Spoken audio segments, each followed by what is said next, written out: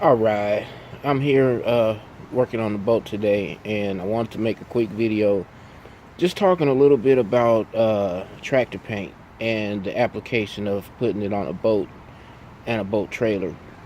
I spent about a month just experimenting, trying different things. Most of my fails came from using a 1.3 tip. It's just that I had to thin this down so much that it just it just I wasted so much time trying to use a 1.3. So then I went to 1.4. It was a little bit better, and then finally after a lot of sanding and starting over and calling the Majic rep and talking to wood on glass, I finally ended up on a 1.5 tip and a 8:2 ratio. Now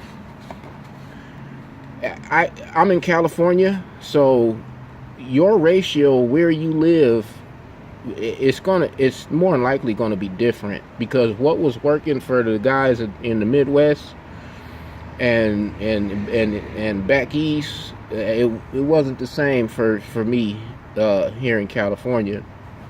And so the 8 ounces of paint is a give me. The half ounce the half ounce of hardener for that much paint is a gimme. The interchangeable part is here, the reducer. It all depends on your temperature and the humidity. It plays a huge part. Now, this Majic paint, it will, once it hits and you're done coating, it will smooth out some.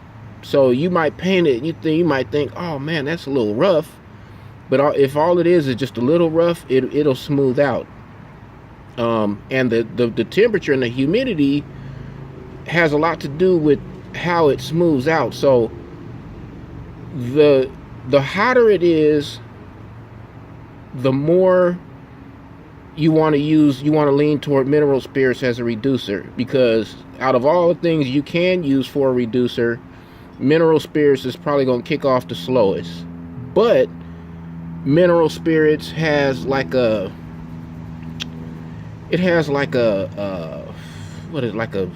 greasy, kind of like a, what do you want to call it, a residue. It's not like acetone that'll dry invisible.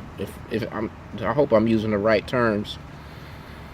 So with that being said, you want to paint early in the morning when it's nice and cool. My last couple of coats that I did, I used 8 ounces of paint, 1 ounce of 1 ounce of Majic reducer, and 1 ounce of mineral spirits. I've even done 1.5 ounce of Majic reducer and a half ounce. Let's see, 1.5 ounce of Majic reducer and a half ounce of mineral spirits. Mineral spirits just is great. It just smooths it out so much. So even if you just put a little bit in there, it's good for the smoothing properties. It just, for me, it helps the paint flow. Now, as far as this ratio, I don't recommend you. So what it is you got to find the combination that's right for you of these two. I mean, if you can spray it with 2 ounces of Majic reducer, by all means, go ahead. But if you're having a problem, throw you some mineral spirits, replace some of that Majic reducer with mineral spirits. Now, the manufacturer calls for a ratio of 8:1. How anybody does it at 8:1, I have no idea. I cannot get that paint is so thick. I cannot get it to shoot at 8:1 at all.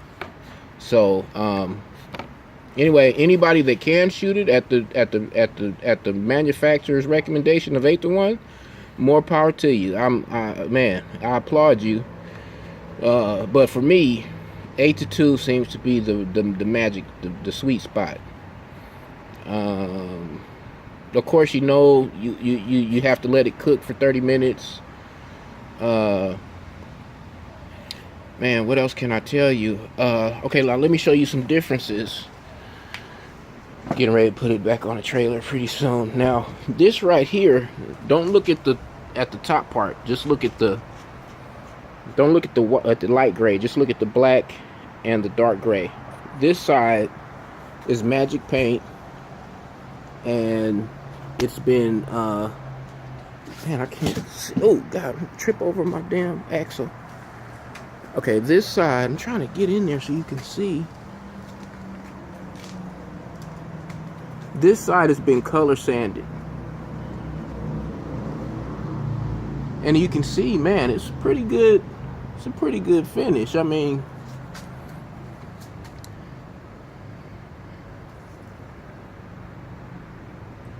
just to kind of show you how reflective, how shiny it is.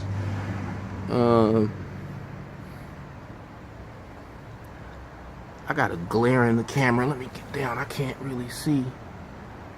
It's glaring off my phone and I'm trying to record. But anyway, this is the kind of finish you get if you color sand.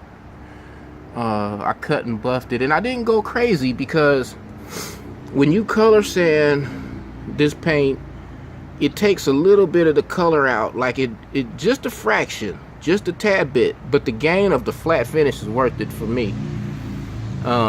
You still got it's still got a deep black look and a deep, you know, the color is still there. It's just a hint, just barely a little bit not. And then, but you know what? This hasn't been polished. This has only been. I hit it with 15. I hit it with 3000, and I hit it with the compound, the McGuire's compound. Hold on, let me go get the. No, I don't get it. Anyway, it's the McGuire's. Yeah, let me go get it so I can show it to you. Hold on. All right, I found it. So what I did is I hit it with 1500. I wet sanded with 1500. Then I came back, wet sanded it with 3000, and then I came with the Pro Speed compound on the little cheapy Harbor Freight pad. And then after that, I polished it, and I'm pretty sure I polished it because I remember wanting to see what it would look like. And so that's polished. That's color sanded. Okay, that's color sanded, and this side is not. So to kind of show you the difference of how it looks if you don't color sand it. I don't know how well you can see that.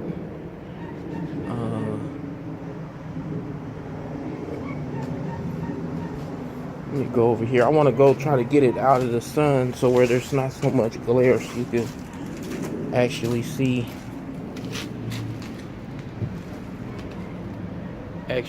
how it looks, what it looks like.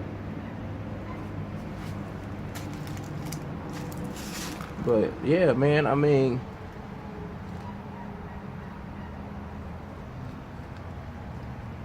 I can't complain, man. I can't complain for a driveway paint job, man. You know, I don't know if it's gonna be mistaken for a single stage urethane, but hey, I'm happy with it. For what I'm doing, I'm totally happy with it. A lot of people, so you might think if you watched the other video and you saw me shooting it, you were like, you might have been, my gosh, why is he putting it on so heavy? Well, I like to put it on heavy. One, because the tractor paint is thick. It's hard to run. It's super hard to run. You know, you got to be you got to just be doing the most to get it to run. But this is why I put it on thick. So when I come back and color sand it, stuff like that, okay, from when I painted up here, I can color sand that out. Also, if you're painting out in your driveway, you're gonna get insects and stuff landing in your paint. Well, if you got a good wet coat on, you're not gonna, you're gonna be able to sand that out. See, you can kind of see that this side isn't color sanded because you can kind of see the orange peel. You kind of see the orange peel, and I don't care about that. I'd rather have it orange peeled and on thick than you know. To see all that's got to be color sanded out. All them bugs, I'm gonna color sand all that out. There's another spot that wasn't taped off good enough, but yeah. So that's basically it. I got a color, so let me see, what else can I tell you? Just recapping, humidity and temperature is everything, and go for that big tip size. When you painting with the tractor paint, go for the big tip size.